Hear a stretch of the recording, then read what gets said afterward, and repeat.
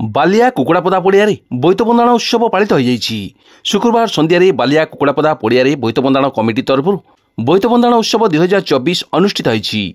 अनुष्ठान वरिष्ठ कर्मकर्ता कृष्णचंद्र साहा सभापतित्व में आयोजित यह उत्सव में मुख्य अतिथि भाव ओडिशा सरकार मान्यवर मत्स्य और प्राणी संपद विकास मंत्री गोकुलानंद मल्लिक, बालेश्वर सांसद प्रताप चंद्र षडंगी, सरकारी उपमुख्य सचेतक तथा रेमुणा विधायक गोविंद चंद्र दास, सदर विधायक मानस कुमार दत्त, बीजेपी राज्य कार्यकारिणी सभ्य शबना महांती, बालिया सरपंच निताई चरण नायक, सरस्वतीपुर सरपंच कैलाश चंद्र स्वाई, भीमपुरा सरपंच गीतांजलि पलई, समिति सभ्य तिलोचन प्रधान, भगवान साहू प्रमुख मंचासीन हो निज निजर वक्तव्य रखिथिले।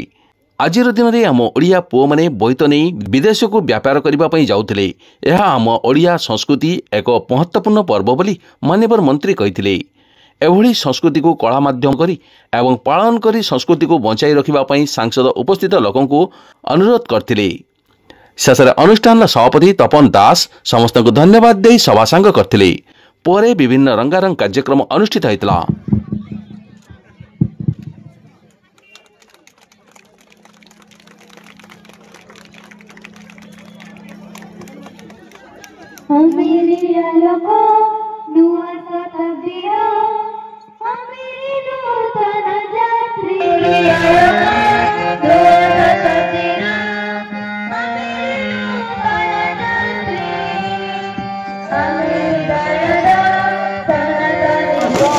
बोईत बंदाण उत्सव विशेषकर आज जार स्मृति श्रीकांत भाई जो बोईत बंदाण उत्सव को दीर्घ दिन धरी कार्य कर आज से आम गण नहांती।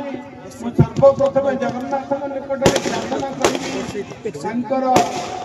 जो अमर आत्मा को सद्गत करने सहित चरण तले निश्चित भाव में आश्रित करें आम रक्षा करती पालन करती एवं आज दिन में उद्यापन करा जाए कौन आका मा बोई पान गुआ खोई पान गुआ तोर मासक जाक धर्म मोर तेणु निश्चित भाव में पवित्र भावना आमर